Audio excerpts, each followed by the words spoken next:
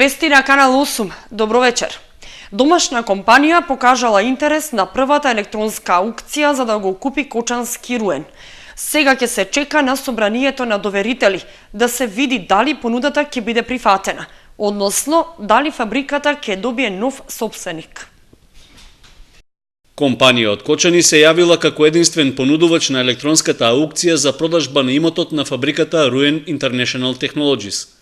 Министерот Владимир Пешевски на пресконференција информираше дека за стечајниот имот била понудена сума од 1,5 милион евра, што било највисока и најприфатлива понуда. Името на заинтересираниот купувач се уште официјално не се соопштува, поради одредени формалности и консултации со судот. Сепак, во текот на денот во јавноста можеше да се слушне дека се работи за позната фирма што се занимава со металопреработувачка дејност. Во кратката телефонска информација што Канал 8 ја доби од стечајниот управник Велин Митевски, тој рече дека за 30 април е закажана седница на собранието на доверители на Руен, на која ќе треба да се реши дали понудата на кочанскиот понудувач ќе биде прифатена. Продажбата на фабриката претходно беше прилагодена според најновите измени во Законот за стечај, односно имотот се продаваше со електронско јавно наддавање без почетна цена. Електронската аукција што се одржала во Скопје била од затворен карактер, односно на неа не можеле да присуствуваат представникот на поранешните вработени во Руен, како и председателот на гранскиот синдикат Пеце Ристевски. Позитивните сигнали дека фабриката што беше во стечај конечно ќе проработи доаѓаат цела една година по донесувањето на одлуката за нејзина продажба. Иако се уште е рано да се добие цврста потврда, сепак има известни сознанија дека производствениот процес би можел да продолжи со користење и на сегашната опрема што остана во објектите на Руен. Нова инвестиција во Кочани најави премиерот Никола Груевски. Холандски инвеститори потврдиле дека ќе инвестираат во Македонија, а локацијата ќе биде потегот помеѓу Виница и Кочани. Холандската компанија R&S Tissue Culture Laboratories најави дека во Кочани ќе инвестира 3 милиони евра.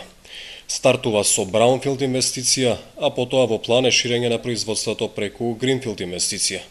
Според генералниот менаџер Едвин Рос, покрај Холандија и Јужна Африка, одлуката да го шират бизнисот во земјава ја донеле поради добрите бизнис услови што ги нуди македонската влада, рамните даноци и едуцираната работна сила.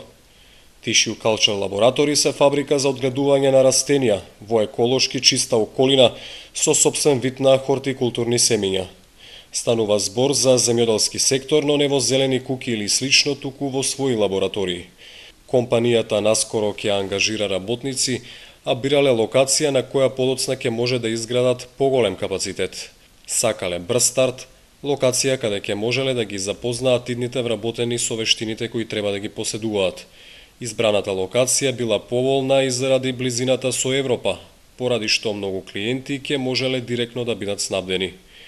Холанѓаните доаѓаат на крајот на идниот месец. Планот е на есен да стартуваат со работа. Од Македонија производството ќе го извезуваат во Западна Европа, а во следните 3 години ќе вработат 100 лица, од нив 35% со високо образование и потребни вештини. Покрај Tissue Culture Laboratories во Кочани се реализира инвестицијата на холандската Антура, која веќе ја стартуваше изградбата на фабриката, односно лабораторијата за семе за цвеќиња. Tissue Culture Laboratories заедно со Антура ќе прават заеднички холандски кластер, а оваа идеја се очекува да резултира со можност да се приклучат и други вакви компании.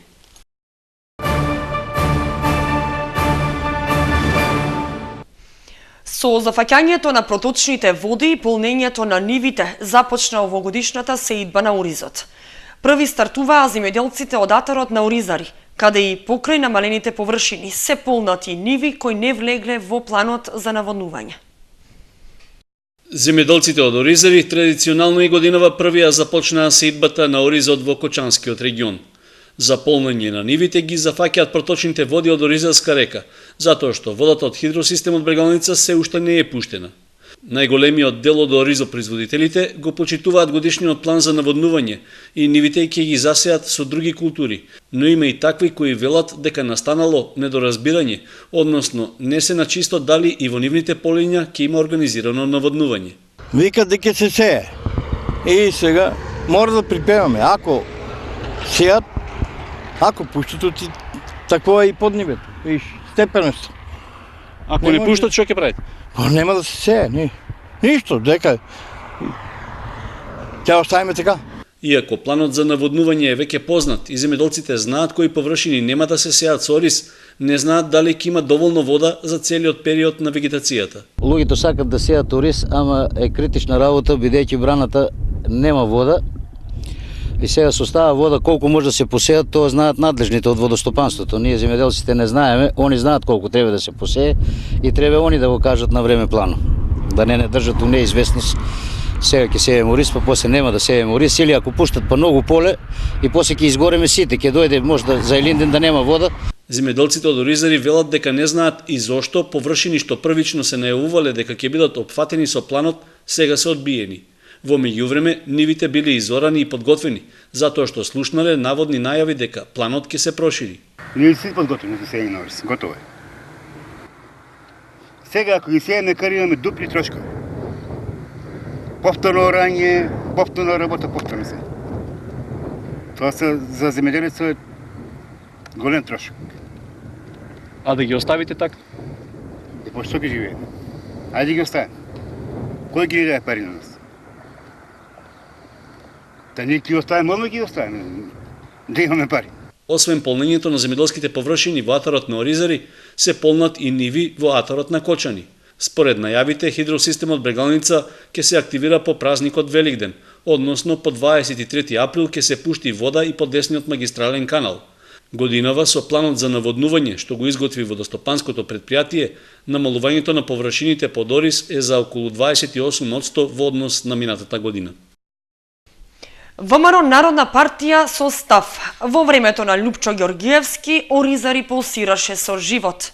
Одржан прес на Општинскиот комитет на партијата во оваа населба. За ВМРО Народна партија имало разлика кога е во прашање оризари.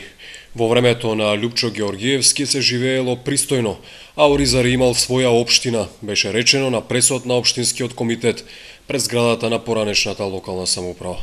ВМРО Народна партија Оризари сака да ги потсети граѓаните на Оризари дека во времето на Лупчо Ѓоргиевски Оризари пулсираше од живот. Работеше општината, работеа многу ресторани, продавници, кафулиња и разни дуќани. Оризари тогаш се градеше и доби нов лик. Од тогаш па до денес не се изгради ништо позначајно. Напротив, после 8 години на власт на господинот Никола Груевски имаме затворени продавници, затворена општина, дуќани, кафулиња, младина која масовно го напушташе Оризари, барајки екзистенција во странство. Партијата ДПМН на последните избори истапи со слоганот "Избери дела", а сега со слоганот "Има разлика". За какви дела тие можат да се пофалат? Гледаме позади нас разрушен ресторант, општина која е затворена и која не им стои на услуга на граѓаните. Поставија камен темелник пред година и пол на спортска сала, а од тоа нема ништо.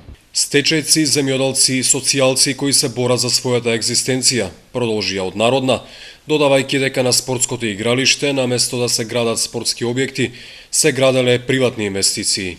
И навистина има разлика од времето на господинот Лупчо Ѓоргиевски и сега. Верувам дека народот ќе ја препознае разликата. ВМРО Народна партија ги повикува оризарци разумно да бираат, да не бидат заложници на некои нови ВМРО-вци кои ги интересира само партиските вработувања, а не доброто на оризари. На нас ни представува голема чест и обврска да дадеме се од себе, да гласаме за лидерот на ВМРО, за господинот Лупчо Ѓоргиевски, кој е носител на листа во нашата изборна единица. Гласајте за број 10 ВМРО Народна партија. Гласајте за доброто на Оризари и Македонија.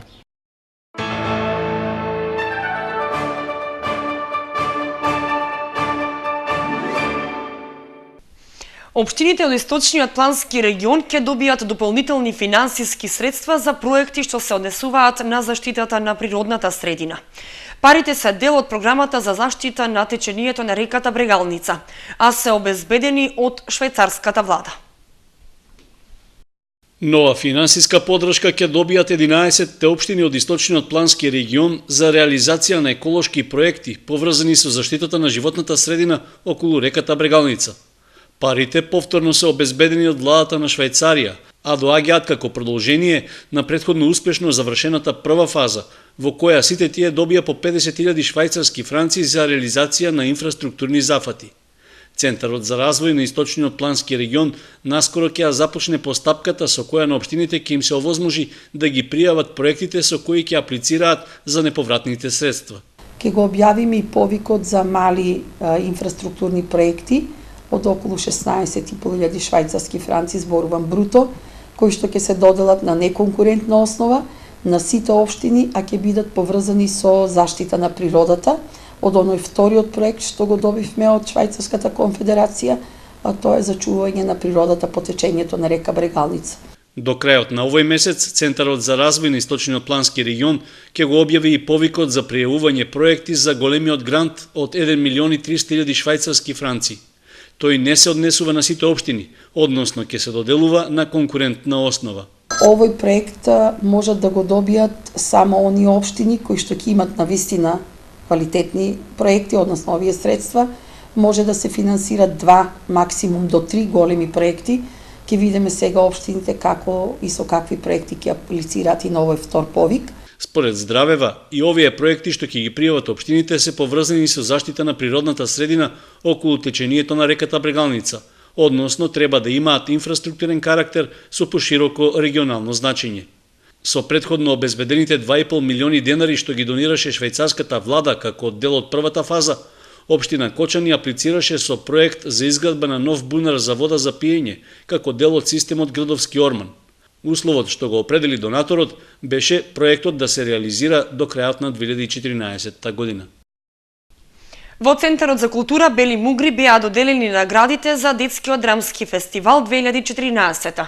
Организацијата беше оценета како успешна, а за догодина се најавени гостувања од целата држава.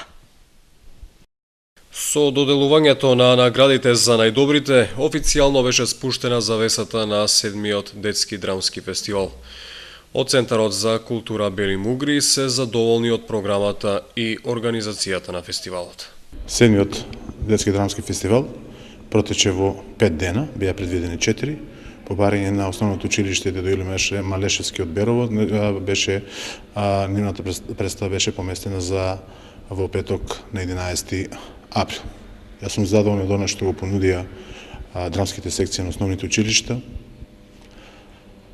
Се доделени 6 награди. Гран при на Детскиот драмски фестивал 2014 освои представата Светот е пон со убавини во изvedба на драмската секција при основното училиште Блаже Конески од Велес.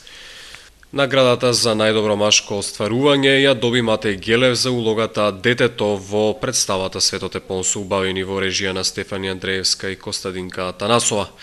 Наградата за најдобро женско остварување заврши во рацете на Благица Стоименова за представата Лошата сна во режија на Душко Ѓоргиевски во изvedба на драмската секција при основното училиште Гоце Делчев од Виница. Награда за ученички драмски текстови добија актерите во представата Што се случува во нашите животи од основното училиште Дедо Илио Малешевски од Берово. Награда за негување и презентирање на културното наследство доби представата Умна глава во режија на Томе Постолов во изvedба на драмската секција при основното училиште Крсте Петков Мисирков од Радовиш. Наградата за режија пак беше доделена на професорката Тодорка Стоименова за представата Жената што го пукнала ѓаволот во изvedба на драмската секција при основното училиште Страшо Пинџур од село Соколарци. Од она што беше зацртано првата година кога го формиравме нашиот фестивал, значи добија една друга димензија, покрај она прво беше идејата да оне најблиските основни училишта, значи да биде или општинско или регионално. Од оваа година веќе поминавме и во републички фестивал, значи гости имавме и од Скопје, од Радовиш, од Велес, покрај они стандардни наши гости. Веќе имаме и најави од основни училиште, дури од Охрид и од Струга, значи Кичево имаме нешто најави дека сака да учествуват.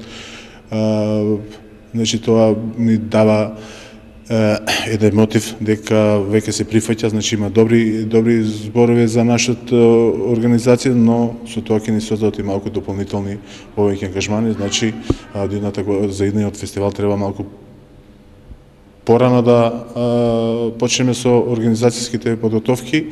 Најдобрата представа на годинешниот детски драмски фестивал Светот е пон со убавини ќе биде одиграна и во рамки на јубилејниот драмски аматерски фестивал. В среда во Домот на културата во Виница ќе биде изведена театарската представа "Не се клади на енглези". Пиесата е работена по текст на српскиот автор Владимир Ѓуркевиќ, а во неа играат актерите Сашко Коцев, Оливер Митковски и Александар Микич, а режисер е Синиша Евтимов. Сценографијата во представата е на Илина Ангеловска, костимограф е Ана Дамчевска, а продуцент Виктор Рубен. Представата "Не се клади на енглези" е во организација на Домот на културата Тошо Арсов и е со почеток од 20 часот.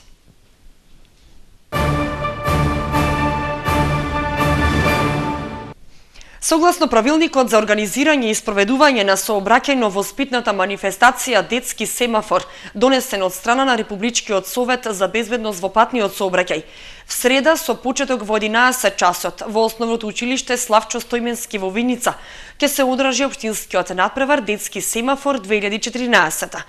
На надпреварот ќе земат учество ученици од основните училишта од општина Виница со своји екипи составени од по 6 надпреварувачи.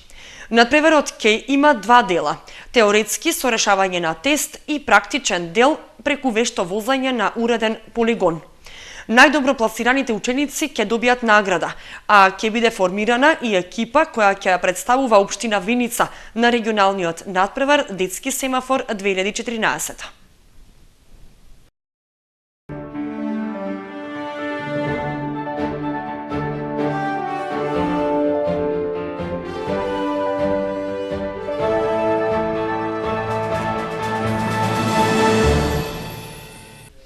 И за крај од вестите, спортската информација. В сабота ќе се одржи великденски кошаркарски хепенинг во Кучани. Ќе учествуваат кошаркарските клубови, но и екипи составени од рекреативци. На великденскиот кошаркарски турнир ќе настапат 4 екипи од логалните кошаркарски клубови Баскет Дино, Пиколо, Тројка и Атекс. Надпреварите почнуваат во 9 часот. Пријавени за учество се ученици родени 2000-та година и помали. Во 14 часот пак стартува турнирот за баскетџи на кој ќе настапат 8 екипи, 6 од Кочани и по една од Штип и Пробиштип или Виница. Единствен критериум е пријавените во екипите да бидат постари од 15 години. За првото место е предвиден награден фонд од 6000 денари, додека за второто 3000 денари. За кошаркарските екипи пак ќе бидат доделени медали, дипломи и пехари. Поради скршена табла во спортската сала кај гимназијата Љупчо Сантов, надпреварот во четврток во рамки на последното коло од М14 лигата помеѓу Баскет Дино и Јуниор Скопје ќе се одигра во спортската сала во Основното училиште Никола Карев. Од истата причина непознато е и дали великденскиот кошаркарски турнир ќе се одржи во спортската сала кај гимназијата или во новата спортска сала во Основното училиште Никола Карев.